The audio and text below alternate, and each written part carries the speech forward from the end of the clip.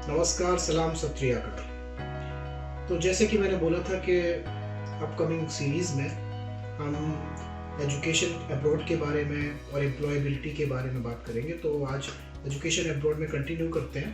तो आज का हमारा टॉपिक है फ्री एजुकेशन इन यूरोप। तो पहला क्वेश्चन आपके माइंड में आता है, क्यों यूरोप? वाई नॉट यूके और यूएसए? सबसे पहला क्वेश्चन आएगा, क्योंकि आज तो लोग यही बोलते हैं वाई नॉट कनाडा। तो सबसे बड़ा प्लस पॉइंट यूरोप का बताता हूँ मैं आपको। पहली बात तो ये, यूरोपियन यूनियन में अगर आपको एक जगह का रेजिडेंस परमिट या वीज़ा मिलता है तो आप एलिजिबल हैं किसी भी कंट्री में ट्रैवल करने के लिए। कोई बैरियर नहीं है, कोई बॉर्डर नहीं है, आप कहीं भी ट्रैवल कर सकते हो। तो इसका फ़ायदा क्या है कि जब आपको जॉब आप देखते हो अपॉर्चुनिटीज़, तो आप एक कंट्री में नहीं देखते हो, आपके लिए सारी कंट्रीज वाइड ओपन हैं। अगर आपको लग रहा है कि आप जिस कंट्री में स्टडी कर रहे हो वहाँ पे आपको जॉब मान लो सुटेबल नहीं मिल रही है, तो आप दूसरी कंट्री में भी आप अप्लाई करो, यहाँ भी अप्लाई करो, यहाँ भी अप्लाई करो, तो जहाँ भी आपको मिले आप जा सकते हो। तो वाइड ओपन है। तो इसलिए यूरोपियन यूनियन में, और हम कहते हैं कि यूरोप में आपको पढ़ने के बहुत ज़्यादा फायदे हैं। यूरोपियन यूनियन बेसिकली कि जो यूरोप की जो कुछ कंट्रीज हैं उनका यूनियन है। तो इस यूरोजोन में जैसे आपके फिनलैंड हो गया, eastern euro, Denmark, Germany, Belgium, France, और आपका नॉर्वे, और आपका स्वीडन, और ईस्टर्न यूरोप में जैसे पोलैंड हो गया, एस्टोनिया, लिथुआनिया, लैटविया। तो ये सब सारी कंट्रीज हैं, इन्होंने मिला के यूरोपियन यूनियन बनाया कि अगर आपको एक जगह का आपको मिलता है तो आप यहाँ पे ट्रैवल करने के लिए एलिजिबल है। तो अब बात करते हैं कौन सी कंट्रीज हैं जो यूरोप में जो आपको फ्री एजुकेशन दे सकती है। तो फ्री एजुकेशन का मतलब आपका यहाँ पे है कि वो कंट्रीज जहाँ पे फीस है ही नहीं, tuition fee, not only for the students from European Union but also for the international students as well. There is no fee at all. So हम इस पे डिस्कस करते हैं।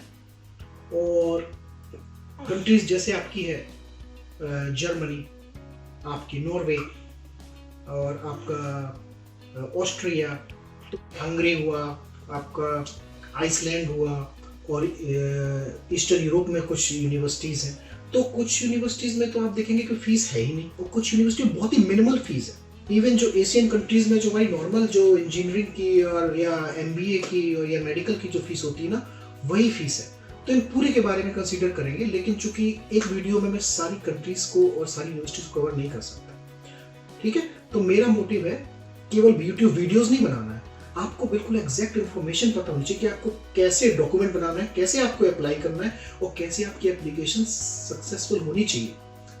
तो एक एक कंट्री को लेके चलेंगे, ठीक है ना। तो कैसे सक्सेसफुल हो ये भी बहुत इंपॉर्टेंट है, इसके लिए बिल्कुल अलग ही वीडियो बनाएंगे। कैसे आपकी एप्लीकेशन सक्सेसफुल होनी चाहिए, चाहे वो बैचलर हो, मास्टर्स हो, पीएचडी हो, डजंट मैटर, एमबीए, कोई भी हो, तो कैसे सक्सेसफुल होनी चाहिए। क्योंकि मैं खुद ही यूनिवर्सिटी में मैंने काम किया यहाँ पे यूरोप में, ठीक है, as a lecture, as a researcher. अब मैं चूंकि यूनिवर्सिटी एकेडमिक मैंने छोड़ दिया, लेकिन मैंने किया और मैंने सिलेक्शन पैनल में था, तो मैं ये बता सकता हूँ कि आपको कौन से डॉक्यूमेंट आपको किस तरह से बनाने हैं। क्योंकि अगर आपकी एजुकेशन मान लो फ्री है और आपको बहुत स्कॉलरशिप मिल रही है, तो जाहिर सी बात है आपका कंपटीशन केवल कुछ लोगों में नहीं है, कई सारे कंट्रीज के लोग अप्लाई करते हैं। तो आपको किस तरह से डॉक्यूमेंटेशन बनाना है, ठीक है। ऐसा क्या होना चाहिए आपके स्टेटमेंट ऑफ पर्पस में। केवल ये मैटर नहीं करता कि आपके 80% ग्रेड है, 90% है, इट डजंट मैटर। क्योंकि जो यूनिवर्सिटीज़ हैं जहाँ पे ये फ्री एजुकेशन होती है, वो ये कंसीडर नहीं करते कि so respective of your race, religion, your language, वो ये चेक करते हैं कि आपकी मतलब कुछ तो है, स्टूडेंट में कुछ ऐसा होना चाहिए कि जो हमारे लिए मतलब काम का हो, ठीक है ना, तभी वो कंसीडर करते हैं। तो डिटेल में बात करेंगे, तो एक एक कंट्री को लेकर चलते हैं। तो जर्मनी को नेक्स्ट वीडियो बहुत इंपॉर्टेंट है, जर्मनी के बारे में पूरा आपको बताएंगे कि कौन सी यूनिवर्सिटीज़ हैं जो जर्मनी में जो फ्री एजुकेशन देती हैं।